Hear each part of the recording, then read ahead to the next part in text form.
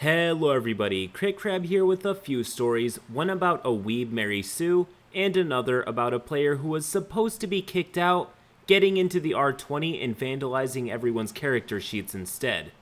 Roll posts. To set the scene for how I met these folks, one is an IRL friend, and the others I met through Amino and Discord. I won't try to pretend I wasn't also being problematic, because I got petty as hell. The cast, me, playing a hot-headed tiefling with trust issues. Weeb, the problem player, playing a cleric. Varg, bugbear barbarian, potential in-game boyfriend of Weeb. Elijah, my IRL friend, half-orc barbarian. And Liz, Elijah's kinda in-game girlfriend, elf caster. So our characters wake up in a dungeon with no memory before being teleported to some other place. This happened a few years ago, excuse any missing details. Apparently there's an evil king ruling nearby, and the person we meet wants us to dispose of him. Fair enough. Playing up to my character, I ask why I should care. Weeb decides to cast command on me to get me to go along with it. Luckily, I succeed the saving throw. This set the stage for the whole rivalry between us. Now, allow me to introduce Weeb's character, May. She's a very feminine healing cleric of this homebrew religion. At some point, the player mentioned he based off a real-world spaghetti thing. She is a prodigy, beloved by her patron, very caring and kind, also with a bit of an anime girl body.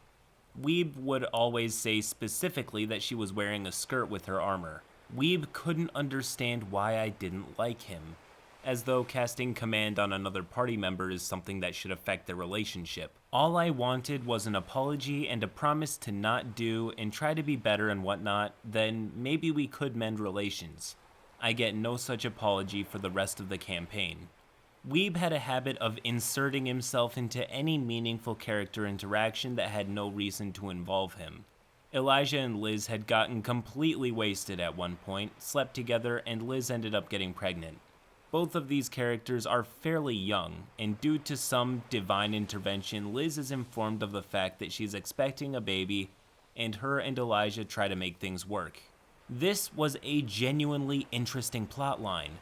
The Weeb had an oh-so-annoying bad habit of butting into. Whenever Liz and Elijah would talk about their relationship and their child, Weeb would butt in, providing he was online. He had to make this all about him. Later on, our party came into the possession of a dragon's egg. It hatched, and we had basically a four-legged 2-year-old on our hands. DM decides to age up the dragon, so we go on a quest to get him back when he gets kidnapped. When we find the dragon, it's been a while for him. He's all grown up, and I'm having some very heartfelt roleplay trying to convince him to come with us. Weeb can't possibly let someone else have the spotlight for more than 2 minutes. While I'm talking to this dragon, his character is also trying to. The dragon liked my character, not Weeb's. Weeb goes off outside the cave we were in and roleplays by himself, having a full-on crisis. Everyone else is concerned with our dragon child, while Weeb is concerned with himself. Eventually, DM straight up tells Weeb to get rid of May and bring in a new character. He does, but that's for later. I have left out some stories about May.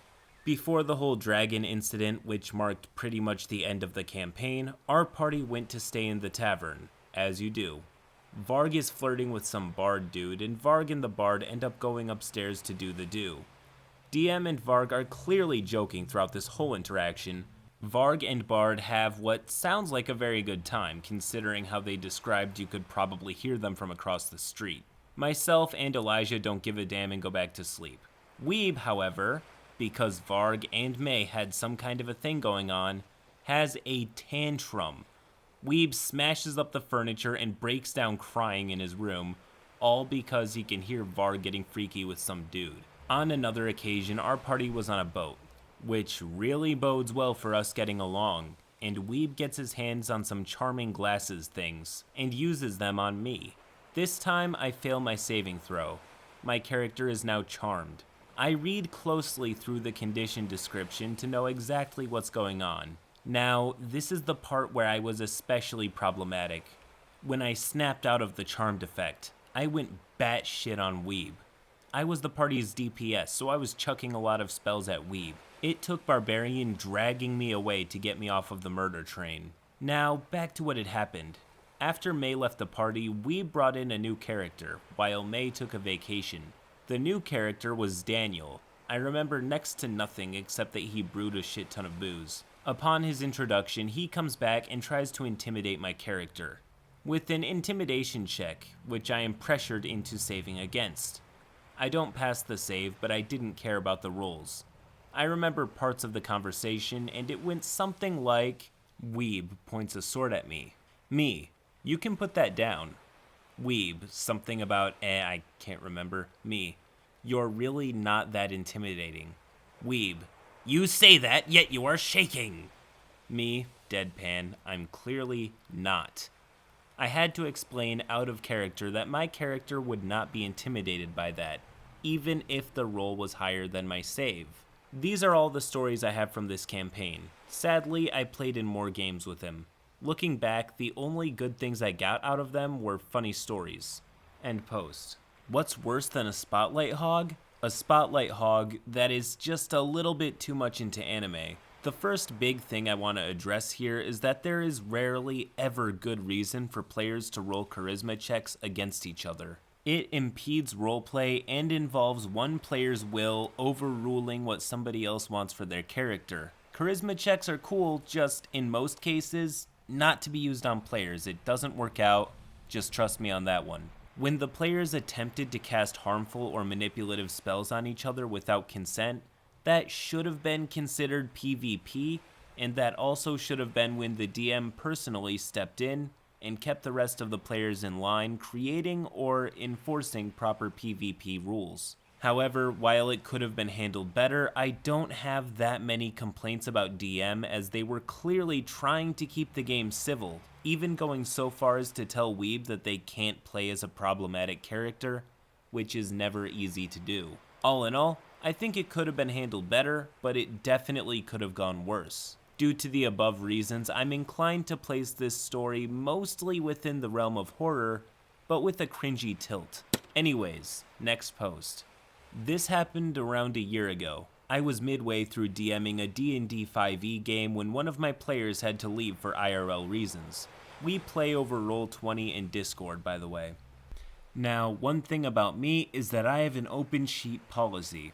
Every player can see and edit everyone else's sheets, although griefing is strictly disallowed. This is so that people can check anyone else's builds, plan synergies, avoid stepping on each other's toes, and spot any mistakes. I haven't had players who wanted to keep their stats or class or race secret. I also provide secret handouts for information that they don't want everyone to know. Although I kind of trust everyone with separating player and character knowledge. Anyways, back to the story. So, as expected of me, I put up an LFG listing. I said it's a filling for one player, where at this and that point, the current quest is this and that, and so on and so forth. It's a popular system, games on Friday afternoon, so I get a few applicants within hours. One of them, let's call it Cleric, catches my eye. They sound cool and have a neat character concept. I press the invite to game button and then write them a PM with the Discord server link. And then I wait. And then wait some more. After a few days, next session is rapidly approaching and Cleric is still not in the Roll20 game or the Discord server. Finally, I decide enough is enough, invite someone else, and delete the PM with the Discord link to the Cleric, replacing it with, hey, I invited you, but you didn't show, so sorry you're out. New person, Bard, joined soon after we played. We had a good time. Important to the story, I was still somewhat new to Roll20 and had no idea how to rescind an invitation to a game. I decide to just leave it be. After all, Cleric had clearly ghosted us and was disinvited, so they surely wouldn't join, right? Ding dong, I was wrong. Couple days after the session, I wake up to a couple concerned DMs from my players. Apparently, their sheets have been vandalized, features erased, stats and tokens changed, and there were some comments in there, empty, we stored backstories elsewhere, backstory, etc., the section that alluded to a lot of sexual activity that is classified as incest. Some of the attributes and abilities stuff was changed too.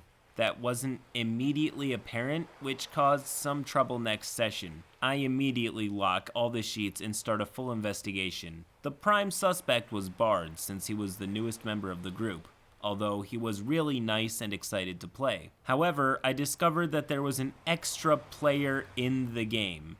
Yep, it was Cleric. They apparently decided to show up despite being disinvited and take revenge on me by ruining everyone else's sheets. I wrote them a strongly worded PM and kicked them from the game and opened the sheets back up for people to fix. Thankfully, everyone mostly remembered their features, and since we used point buy, it was easy to redo the stats. After talking to the players, I decided to leave the sheets open and just be more careful about who I invite to the game. I wish Roll20 had a feature where you can see but not edit people's entire sheets instead of just the bio section. Bard is still around and is a delight to play with. TLDR, I invite a player to a Roll20 campaign, but they ghost me, I disinvite them and invite somebody else. Disinvited player uses the invitation I didn't know how to rescind to join the game and vandalize character sheets. I kick them and have everyone else redo their sheets. End post. OP, my friend, you've dodged a bullet. It's just dumb luck that Cleric was either too busy or too lazy to weasel their way into the game the first time. Imagine having to play a long-term campaign with somebody who's petty enough to wreck everyone else's player sheets over something that's completely their own fault. Also, small nitpick, and while this isn't a criticism of OP or their group, I do find it just a little bit odd that the DM would leave edit privileges just laying around. I get it if you and your players all trust each other, and I'm not implying anyone would be malicious, but it is really easy to accidentally mess up a player sheet. All it takes is for somebody to be innocently scrolling someone else's stats, and then boom, you break out into keyboard tap dancing and ruin somebody else's stats. Again, not a criticism, but also not something I would do in my game. For the reasons stated above, I'm going to put this story just between horror and funny, as there was no long-term damage, and I mean, yeah, that guy does a little trolling. Not funny enough to be a funny story, but not bad enough to be a true horror story. You know? Anyway. Oh, Shell, you're a bit early. What are you doing here? Oh, of course, how much is it? 150, oh, yeah, of course. But what if I gave you something even better?